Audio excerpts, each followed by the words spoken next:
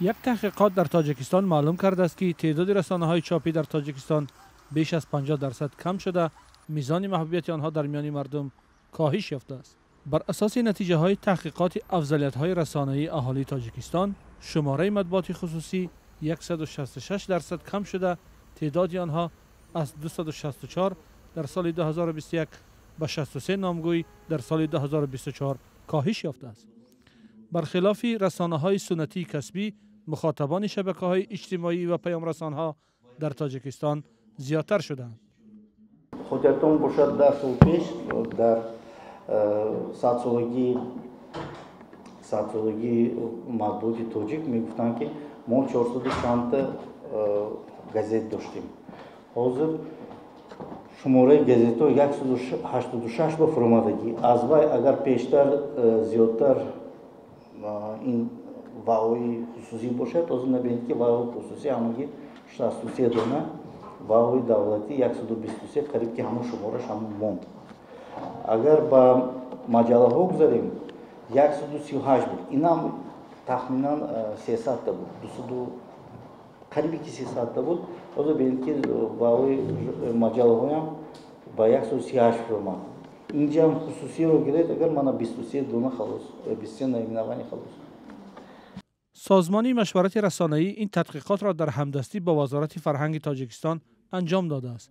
طبق آن، عامل‌های کاهش تعداد رسانه‌های چاپی، رشد اینترنت، عمدتاً مشکلات مالی، مشکل کادری، کم شدن رکلام، کاهش نقطه‌های فروش، محیط تاب و نشر و یکرنگ شدن مطلب‌های نشریه‌ها و بی رقابت ماندن بازار بوده است.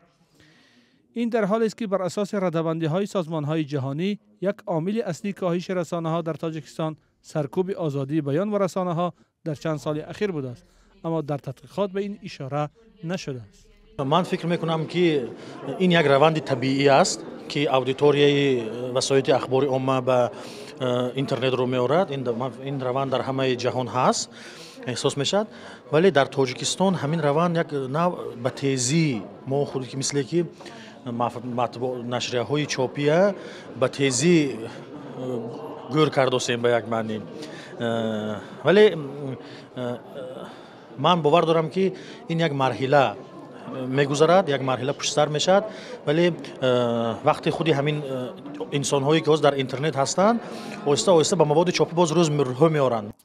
در این تحقیقات که بیشتر میزان استفاده و محبوبیت رسانه ها در میان اهالی تاجیکستان بررسی کرده است، گفته می شود که توجه اهالی به تلویزیون، رادیو و مطبوعات خیلی کم شده است.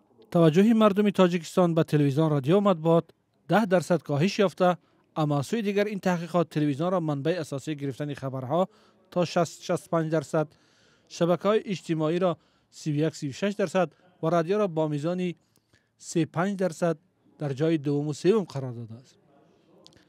برخی از فعالان رسانه‌ای نتیجه های این تحقیقات را مطابق با واقعیت امروزی فضای رسانه‌ای کشور نمی‌دانند. به اندیشه من نه، چون ریسپاندنت ها میگن یا که پرسیده شدگان نفرانی هستند که غیر حرفه‌ای هستند، یعنی مردم عادی هستند، ولی در حقیقت اگر بگیریم من هیچ باور ندارم که بعضی مثلا نشریه هایی که اینجا گویا از همه در جای اول بودن خواننده بیشتری داشته باشند، چون مردم اطلاع رو از سرچشمه های گوناگون میگیرد. در تحقیقات معلوم گردیده است که شماره کاربران اینترنت در 2 سال اخیر 22% زیاد شده است. سایت های سربیننده را این تحقیقات یوتیوب، اینستاگرام، تیک تاک، فیسبوک، گوگل و سایت رادیوی آزادی دانستند.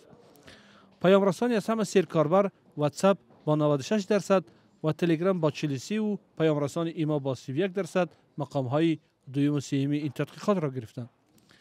برخی از کارشناسان این تحلیل را برای برنامه‌ریزی مهم می‌دانند و در پی نتیجه های آن به نکته های نگران کننده در محیط رسانه‌ای تاجیکستان اشاره می‌کنند.